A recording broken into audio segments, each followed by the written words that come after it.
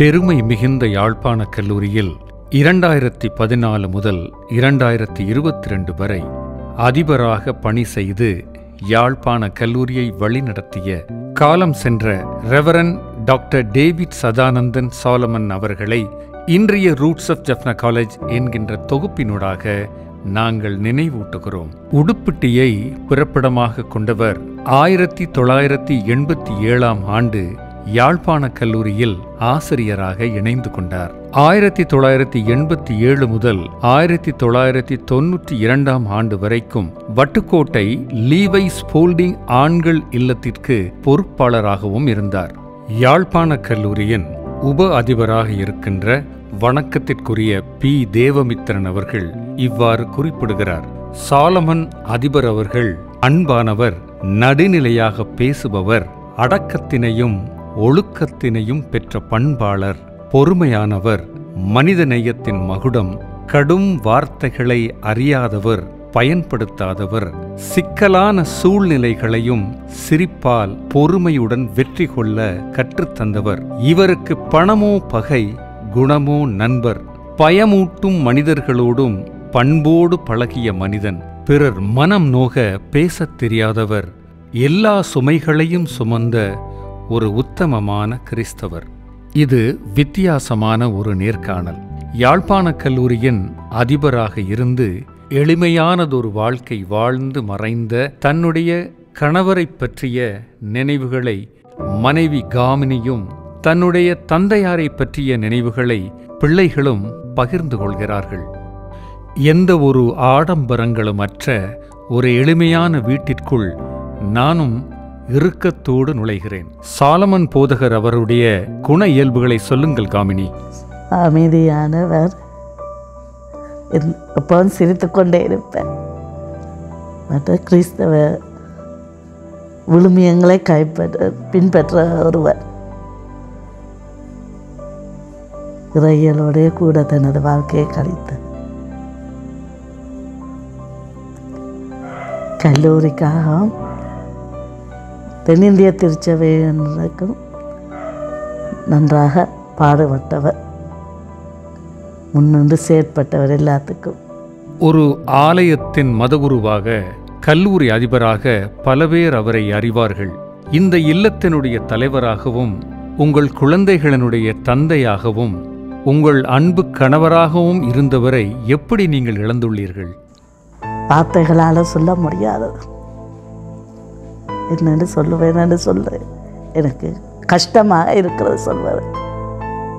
மிகவும் நான் அவரை மிஸ் பண்ணுவேன்.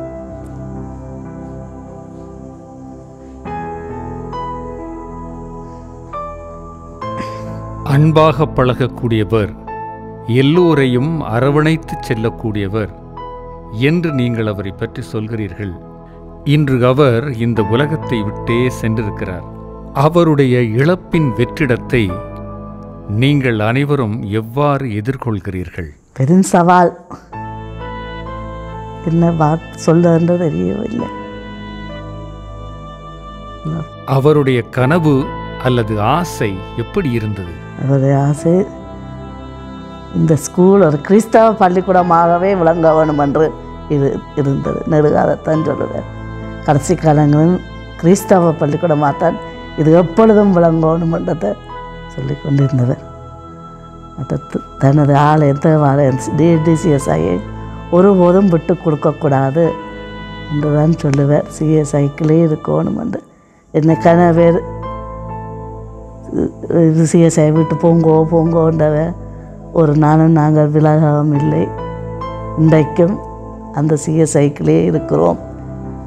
எத்தனையோ துன்பங்கள், எத்தனை இதுகள் வந்தும் நாங்கள் அதை விட்டு கொடுக்க தயாரில்லை. ஏனென்றால் எனது தாத்தா பிஷப் குலேந்திரனால் உருவாக்கப்பட்ட சபை. அந்த சபைக்கு நாங்கள் எப்பொழுதும் இருக்கத்தான் வேணும். உங்கள் குடும்பத்திற்கு மிகப்பெரிய ஒரு பாரம்பரியம் இருக்கிறது. ஒரு குடும்ப பாரம்பரியம் உங்களுக்கு இருப்பதனால் இந்த கிறிஸ்தவ விழுமியங்கள் அனைத்தையும் காப்பாற்ற வேண்டிய பொறுப்பும் உங்களுக்கு இருக்கிறது. காப்பாற்ற வேண்டிய பொறுப்பும்.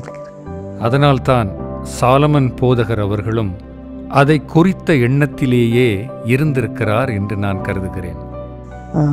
அவர் ஒரு நல்ல மேடை பேச்சாளர் என்று சொல்கிறார்கள். ஓ, நாடகம், மிருதங்கம், என்ன செய்ய இந்த நேரம் கலகலப்பாக செத்து கொண்டு பேர் வீட்டில் கொம்மடி பகுதியை விட்டுக்கொண்டு. ஆனால் வெளியில் அப்படி இல்லை. வெளியில் காற்றுல விட்ட இந்த நேரம் இந்த மூத்த மகளோடான் விருப்பம், நல்ல விருப்பம் கூட. எல்லா பிள்ளைகளோடையும் விருப்பம் கூட, மகளோட மூத்தவளோட கடைசி மகளோட படுக்கிறது. தன்னை பக்கத்தில் படுத்தா ஒன்றும் சொல்ல மாட்டார் மகளுக்கு. மகளண்டா விருப்பம். 2023 நான் அவரை ஒரு முறை சந்தித்தேன். மெல்லிய ஒரு புன்முறுவலோடு என்னை கடந்து சென்றார். அவர்தான் சாலமன் போதகர் என்று எனக்கு தெரியாது.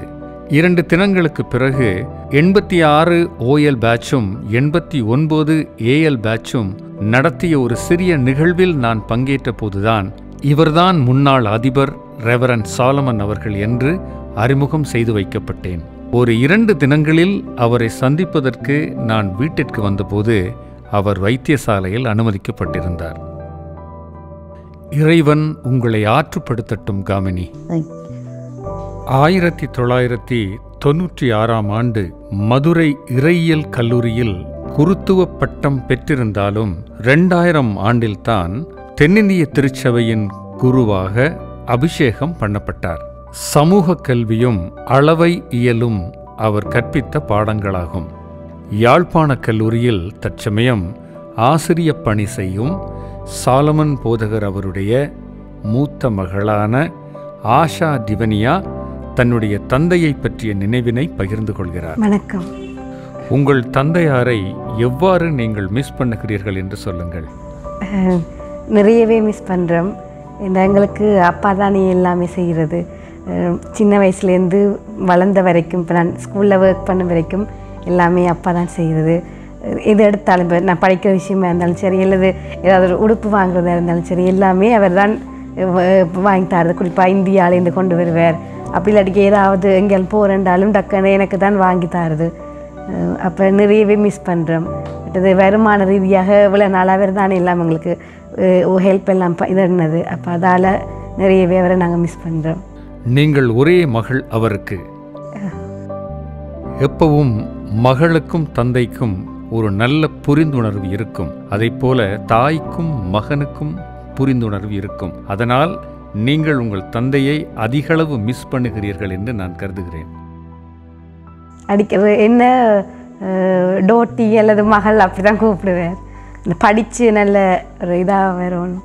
உங்கள் தந்தையார் உங்களிடம் பகிர்ந்து கொள்ளக்கூடிய விடயங்கள் என்ன? சர்ச்சாக இருந்தாலும் சரி, ஸ்கூலாக இருந்தாலும் சரி, நாங்கள் வந்து நேர்மையாக அந்த டைமிங்க்கு அப்படியானதுகளை ஃபாலோ பண்ணி இதன்றோன்னு சொல்லுவார். எல்லாமே இந்த ஸ்ட்ரைட்டாக நல்ல இதாக செய்யணும்னு சொல்கிறது. மற்றது உடுப்பு போடுறது எல்லாமே இந்த நீட்டாக போடணும்னு சொல்லுவார். ஆள் பாதி ஆடை பாதி என்ன அடிக்கடி சொல்கிறது.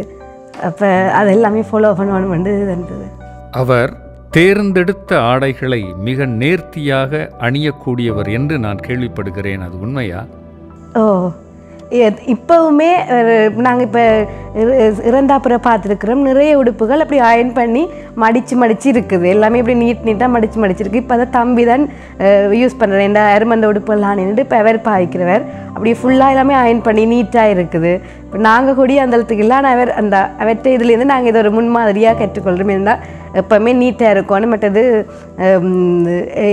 ஒரு சொசைட்டிக்கு முன்னால் போய்க்குள்ள எங்களை பார்த்தோன்னே ஒரு அட்ராக்ஷன் வரணும். இப்போ அதுக்கேற்ற மாதிரி நாங்கள் இருக்கணும்னு நினைக்கிறேன். அவருடைய கனவு எதுவாக இருந்தது? ஸ்கூலும் சர்ச்சும் தான் அவருடைய பெரிய, மற்றது எங்களுடைய குடும்பம். ஸ்கூலில் பெரிய இதாக இருந்தவர். அவர் இந்த நோய்வாய்ப்பட்டிருந்த காலத்துலேயுமே எப்போவுமே ஸ்கூலை பற்றி தான் சொல்லிக்கொண்டே இருப்பார். ஸ்கூல் ஒரு நல்ல நிலைக்கு வரணும், ஒரு பெரிய ஸ்கூலாக இருக்கணும், கிறிஸ்தவ விழுமியம் உள்ள ஒரு ஸ்கூலாக இருக்கணும்னு சொல்லுவார். அதே மாதிரி சர்ச்சும் ஒரு இன்னும் நாங்கள் அந்த சர்ச்சை வந்து வளப்படுத்தணும்னு சொல்லிக்கொண்டே இருப்பார். அதே மாதிரி குடும்பத்துலேயுமே அவருடைய முக்கிய கனவு இப்போ நான் ஆண்டினோ எல்லாருமே நல்லா இருக்கணும்னு சொல்லி எப்போவுமே எதிர்பார்த்து கொண்டே இருப்பார். ஒரு நல்ல ஆசிரியனை, ஒரு நல்ல அதிபரை, ஒரு நல்ல போதகரை, ஒரு நல்ல தந்தையை, ஒரு நல்ல மனிதரை இந்த உலகம் இழந்திருக்கிறது. இறைவனுடைய சித்தப்படிதான் அனைத்தும் நடக்கும் என்பதை நாம் ஏற்றுக்கொள்ளத்தானே வேண்டும். மறைந்த உங்கள் தந்தையாருடைய நினைவை என்றும் மனதில் இருத்தி இருப்போம். நன்றி. வணக்கம் ஆல்பர்ட் டிலாந்தன். வணக்கம். உங்கள் தந்தையாரை பற்றி உங்களிடம் இருக்கின்ற நினைவுகள் என்ன? நான் சின்னலேருந்து பார்த்தது வந்து அப்பா இது வரைக்கும் கண்டிப்போட எங்களில் பழகினதில்லை. எதை சொல்கிறதா இருந்தாலும் அதை சிரித்து கொண்டு ஒரு அன்பான இதாக தான் சொல்லியிருக்கிறார். ஒரே ஒரு சந்தர்ப்பத்தில் மட்டும்தான் அப்பா என்னோட கோவப்படுகிறார். அதுவும் என்னது தவறால் ஏற்பட்ட காரணமே. அதையும் கூட ஒரு சாடியான கோவத்தோடும் சாடியான பாசத்தோடும் சாடியான சிரிப்பையும் காட்டி அதை அந்த நிமிடமே மறந்து விட்டார். நீங்களும் உங்கள் தந்தையாரை ரொம்ப மிஸ் பண்ணுறீங்கல்ல? ரொம்பவே மிஸ் பண்ணுறேன். கல்லூரியில் அவர் பணியில் இருந்த நேரத்தில் மாணவர்களுக்கும் ஆசிரியர்களுக்கும் அவருக்குமான அந்த உறவு எப்படி இருந்தது? அவரிடம் நன்றாக படித்து அவருடைய நன்றாக அனுபவங்களை பெற்ற மாணவர்கள் எனக்கு தெரிந்து நிறைய பேர் அதை இப்படி நல்ல விதமாக தான் சொல்லியிருக்கிறார். ஒரு சில காரணங்கள், ஒரு சில செயற்பாடுகளால், ஒரு சில பழைய மாணவர்களின் தூண்டுதல்களால் ஒரு சில பழைய மாணவர்கள் அவரை வெறுத்த காரணங்களும் இருக்கின்றது. ஆனால் அவர் ஒரு பழைய மாணவர்களை கூடி எதிரியாக நினைக்காமல் தனது மாணவர்களாக நின்றார். அவ்வாறு அது அநேகமான பழைய மாணவர்கள் அவரை நல்ல விதமாகவே பார்த்தார்கள். ஒரு சிலர்கள் கூறும் கருத்துக்கள், ஒரு சிலர் கூறும் செயற்பாடுகள், அதை வைத்து இப்பொழுது சோஷியல் மீடியா வந்திருக்கிறதால ஒரு நல்லதை கூடிய ஒரு கெட்டதாக மாற்றக்கூடிய செயற்பாடு இந்த காலத்தில் வந்துவிட்டது. அப்போ அவர் செய்த எல்லா நன்மைகளையும் கூடி ஒரு சிலர் வந்து அதை பிள்ளையான செயற்பாடாகவே வெளியில் கருத்துக்களை சொல்லி கொண்டிருந்ததால் அது சில அந்த பழைய மாணவர்கள் வந்து அதை பரப்பி அதை வந்து ஒரு தவறான செயற்பாடுகளாகவே அனைவரிடக்கும் அது சென்றிருக்கின்றது. இப்போ அவர் நல்ல விஷயங்களை செய்யறது ஒரு சிலருக்கு தெரிஞ்சாலும் அது இப்படி சோஷியல் மீடியாக்களால் வெளியில் போய்க்காத தவறான செயற்பாடாக இது செய்கிறதால அவை நினைக்கிறோம் அவர் செய்தது பழியான விஷயமாகவே இருக்கிறேன்னு சொல்லி எல்லாரும் அந்த முடிவுகளை எடுத்துக்கொண்டிருந்தார். உலகம் பேசுகிற அனைத்தையும் நாம் சீர்படுத்த முடியாது. உலகம் பலவற்றை பேசும், பலவற்றை தவறாக சித்தரிக்கும், பலவற்றை தவறாக பரப்பும். நாம் அவற்றிற்கு விளக்கங்களை கொடுத்து கொண்டிருந்தால் நம்முடைய வாழ்க்கை சீரற்றதாகிவிடும். ஒரு சம்பவத்தை உங்கள் குடும்பத்தினரோடு நான் பகிர்ந்து கொள்கிறேன். உங்களுடைய தந்தையாருடைய மறைவு செய்தியை நான் கேட்ட பிறகு அந்த செய்தியை என்னோடு அடிக்கடி தொலைபேசியில் உரையாடுகிற என் அன்புக்குரிய ஆசிரியர் தங்கராஜா மாஸ்டர் அவரிடம் நான் பேசிக்கொண்டிருந்தேன். எடுத்த எடுப்பிலேயே ஒன்றை அவர் சொன்னார். ஒரு நல்ல கிறிஸ்தவனை இந்த உலகம் இழந்திருக்கிறது என்று. ஒரு கிறிஸ்தவரிடமிருந்து இந்த வார்த்தை வெளிவந்திருந்தால் அதற்கு மிகப்பெரிய அர்த்தங்கள் கிடையாது. ஆனால் தங்கராஜா மாஸ்டர் ஒரு தீவிரமாக சைவ சமயத்தை பின்பற்றுகிறவர். அவருடைய இந்த ஒற்றை வார்த்தை போதும் உங்களுடைய தந்தையார் எவ்வாறான வாழ்வை இந்த உலகத்தில் வாழ்ந்து தன் இன்னுயிரை நீத்தார் என்று. அதனால் இந்த உலகத்தின் எந்த பார்வைக்கு பின்னும் நீங்கள் செல்ல வேண்டிய அவசியமில்லை.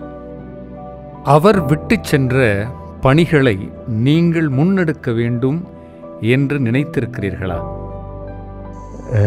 என்னை விட அப்பா வந்து பாடசாலையிலும் படிப்பித்திருக்கின்றார்.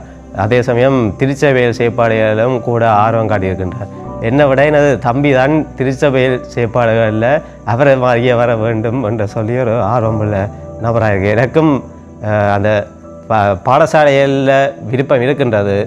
பாடசாலைகளை முன்னேற்றி செய்ய வேண்டிய செயற்பாடுகளில் ஆர்வம் இருக்கின்றது. ஆனால் என்னை விட தம்பி தான் அந்த திருச்சபை செயற்பாடுகளில் கூட ஆர்வம் உள்ளவராக இருக்குது.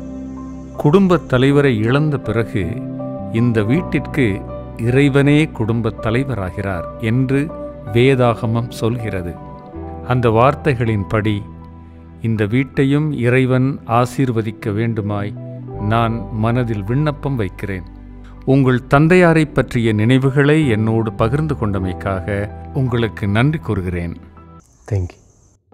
சாலமன் போதகர் அவருடைய இளைய மகன் ஜொனத்தன் டினோஷன் அவரை சந்திக்கிறேன். தந்தையாரை பற்றிய அவருடைய பார்வையின் நினைவுகளை கொஞ்சம் கேட்போம். 21 வருடங்கள் அவரோடு கூட நான் சிறு பிள்ளையிலேருந்து 21 வருடங்கள் அப்பா இறக்கின்ற போது எனக்கு வயது 21 வருடங்களாக அவரோடு கூட பிள்ளையாக இருந்திருக்கிறேன். பிள்ளை என்பதை விட அவரோடு கூட ஒரு நண்பனாக, அதாவது அக்காமண்ணாவும் சொன்ன மாதிரி அப்பா அப்பான்ற ஸ்தானத்தை விட ஃப்ரெண்டுன்ற ரீதியில் எங்களோட கூட பழகிருக்காரு. அவர் எங்களுக்கு சொல்கிறேன் என்னென்னா, ஸ்கூலில் நடக்கிறதா இருந்தாலும் சரி, இல்லாட்டி சர்ச்சில் நடக்கிறது, எங்களோட தனிப்பட்ட வாழ்க்கையில் நடக்கிற என்ன காரியங்களாக இருந்தாலும் நாங்கள் அவங்களுக்கு வீட்டை சொல்லணும். இப்போ ஃபார் எக்ஸாம்பிளுக்கு இப்போ நான் அக்கா 3 பேருமே ஸ்கூல் முடித்து 1:30க்கு வீட்டை வந்துட்டோம்னா, அதுக்கு பிறகு எல்லாம் நாங்கள் சாப்பிட இருக்கின்ற போது அம்மாவோட கூட இருந்து ஸ்கூலில் 7:30லேருந்து 1:30 மட்டும் என்னெல்லாம் நடந்துச்சோ, அதாவது பாடங்களில் இருந்தாலும் சரி, இல்லாட்டி நாங்கள் ஃப்ரெண்ட்ஸ் எல்லோரும் சேர்ந்து இருந்து ஜோக் அடித்தாலும் சரி, என்ன தான் இருந்தாலும் முழுக்கத்தையுமே சொல்லுவோம். அதே தான் டியூஷனுக்கு போனாலும் சரி, இங்கே போனாலும் சரி. அதே மாதிரி அப்பாவும் என்ன செய்வார், அப்பா கதைக்க மாட்டார், அவ்வளோத்துக்கா எல்லா விடயங்களையும் சொல்ல மாட்டார். ஆனால் எங்களுக்கு தெரியும், நாங்கள் பிரின்சிபல் பங்களோவில் இருக்கின்ற போது எல்லோரும் இருந்து சாப்பிட்றோம்னா, சாப்பிட்டா பிறகு 9க்கு பிறகு தான் நம்ம அப்பாவும் இருந்து கதைப்பாங்க.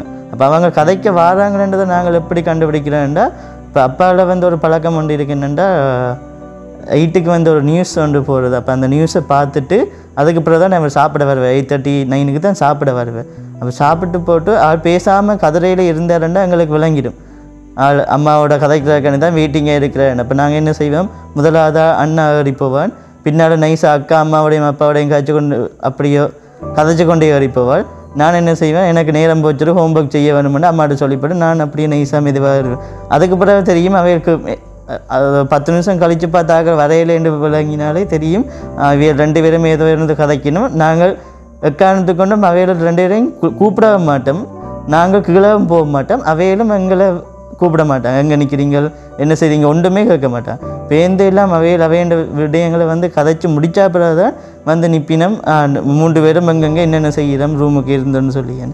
அப்போ அதை மாதிரி பார்க்க நினைவலைகள்னு சொல்லுகின்ற போது கணக்கு இருக்குன்று. குறிப்பாக நான் ஸ்கூல்ன்ற ரீதியில் அம்மாவோட முழு விடயத்திலையுமே சொல்லுறது. ஆனால் திருச்சபைன்ற ரீதியில் பார்க்க அப்பாவுக்கும் எனக்கும் இடையில் ஒரு சில வித வாக்குவாதங்கள் வரும். ஆனால் அது ஒருத்தருக்குமே தெரியாது, எனக்கும் அப்பாவுக்கும் இடையில் மட்டும்தான் தெரியும். என்னத்துக்கு நானும் அப்பாவும் எப்படி கதைச்சிருக்கோம்ன்றது எனக்கும் அப்பாவுக்கு தான் தெரியும். அவர் ஒரு சில விடயங்களை சொல்லுவார், இது என்னத்துக்கு எவ்வாறு செய்ய வேண்டும்னு சொல்லியேன். அது கணக்கு இருக்குது. உங்களது தந்தையாருடைய இழப்பை எதனாலும் ஈடு செய்ய முடியாது. எந்த வகையில் அது உங்களை அதிகம் பாதிக்கிறது? எந்த வகையில்ன்னு சொல்கிறேன்டா, இப்போ எனக்கு கோபம் வர தன்மை கூட, அது இங்கே இல்லை, என்ன தெரிஞ்ச எல்லாருக்குமே தெரியும், கோபம் வர தன்மை கூட எனக்கு. அப்போ எனக்கு கோபம் வர நேரத்தில் அப்பா செய்கிற ஒரே விடயம் என்னென்னா, அவர் சிரிப்பார். அவருடைய சிரிப்பு தான் எனக்கு விருப்பம்.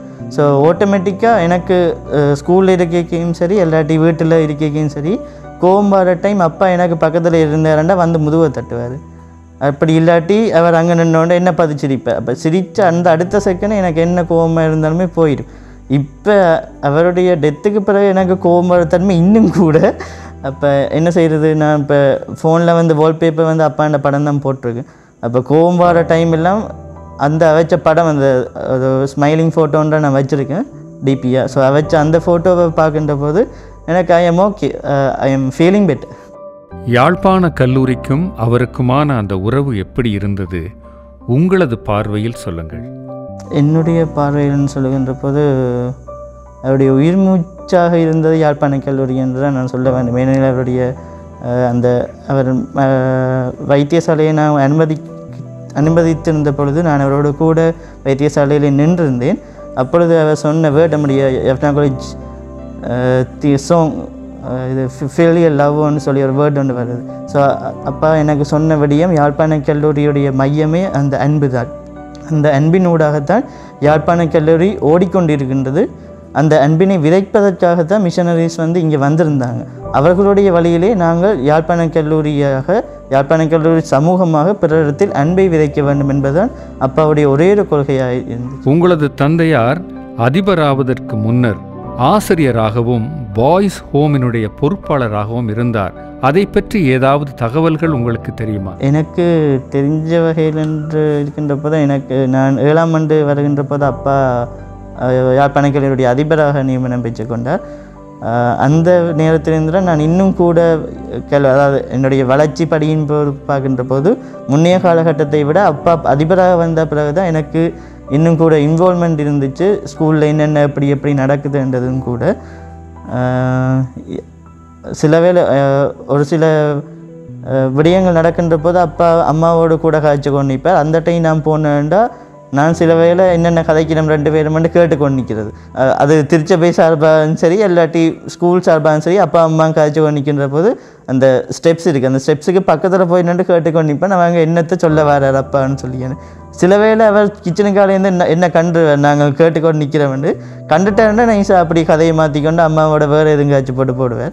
அப்போ எங்களுக்கு அந்த என்னென்னு சொல்கிறேன் அந்த ஒரு சில தவிர்க்க முடியாத பிரச்சனைகள் வருகின்ற போது அதை எல்லாத்தையுமே ஷேர் பண்ணுவேன். அப்போ அம்மாட்ட மட்டும்தான் நன்றி இல்லாமல் எங்கள் 3 பேரையுமே கூப்பிட்டு டைனிங் டேபிளை இருத்தி போட்டு நாங்கள் இந்த சாப்பிடைக்க இப்படி நடக்குது இல்லை இன்னும் பிரச்சனை நடக்குது, நீங்கள் இதுக்கால எப்படி உங்களோட அந்த அதாவது அவர் யாழ்ப்பாணக் கல்லூரி அதிபராக இருக்கிறான்ற போது நம்முடைய சமூகத்துடைய நோக்கம் அதிபருடைய பிள்ளைகள் என்னத்தை செய்கிறாங்க என்னத்தை பிள்ளை பிடிக்கலாம்ன்றது தான் சமூகத்துடைய நோக்கம் இருக்குது. இப்போ அப்பா எங்களுக்கு சொல்கிறது எக்காரணத்து கொண்டும் நீங்கள் ஸ்கூலில் இருக்கீங்க நான் பிரின்சிபல்ன்ற பிள்ளை நான் என்னத்தை என்னாலும் செய்வேன் அந்த அதிகாரத்தை நீங்கள் கையில் எடுக்கக்கூடாது.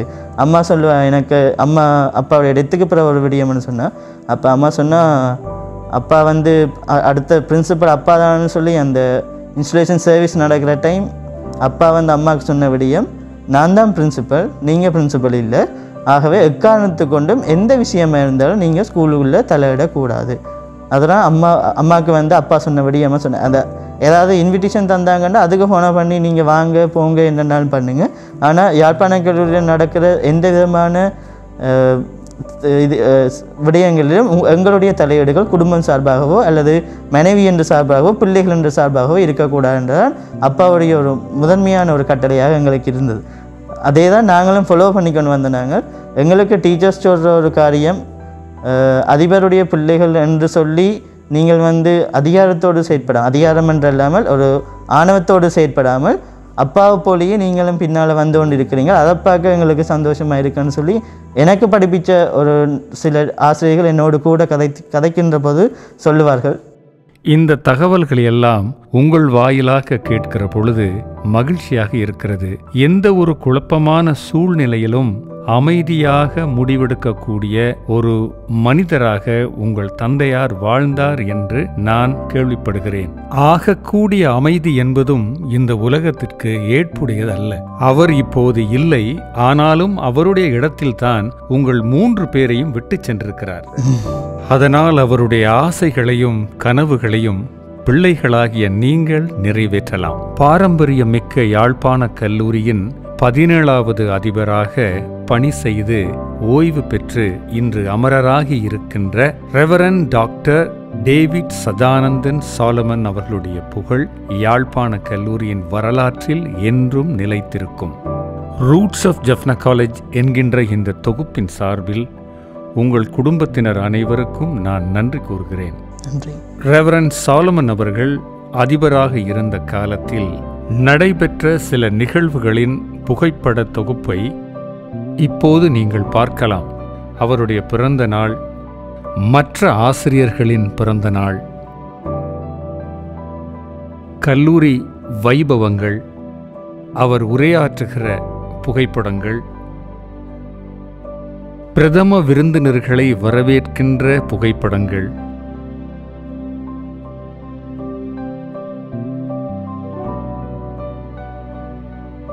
கல்லூரியின் பரிசளிப்பு விழாவின் நிகழ்வுகள், அது தொடர்பான புகைப்படங்கள், மாணவர்களோடும் ஆசிரியர்களோடும் அவர் இருக்கின்ற புகைப்படங்கள் என்பனவற்றை இந்த காணொளியில் நான் இணைக்கிறேன்.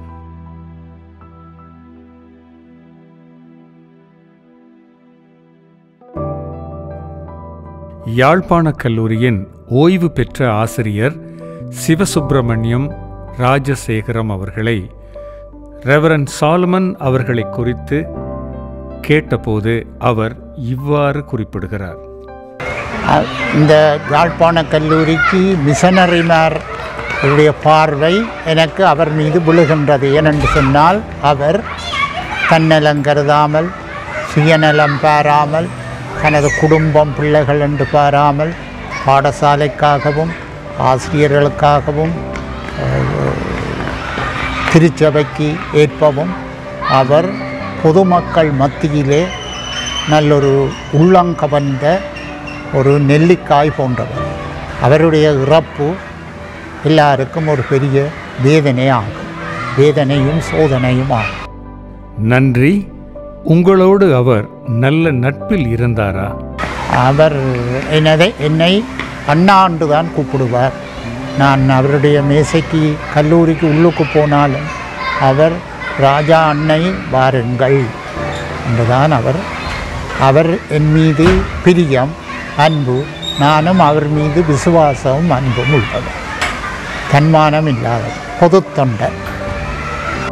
இது அவர் பதவியேற்ற காலத்தின் நினைவுகளையும் ஓய்வு பெற்ற காலத்தின் நினைவுகளையும் காட்டுகிற புகைப்படங்கள்.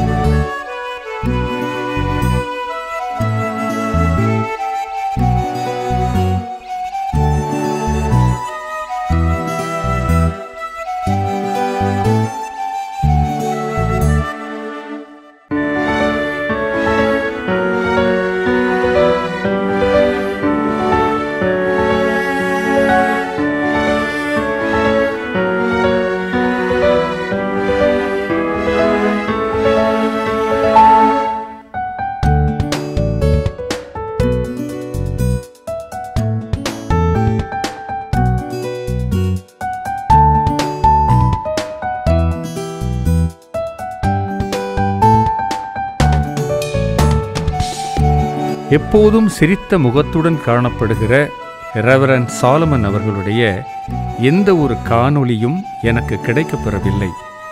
இந்த விளையாட்டுப் போட்டியின் இறுதியில் ஒரு இடத்தில் அவர் சிரித்துக்கொண்டே இருப்பது மட்டுமே எனக்கு கிடைத்தது.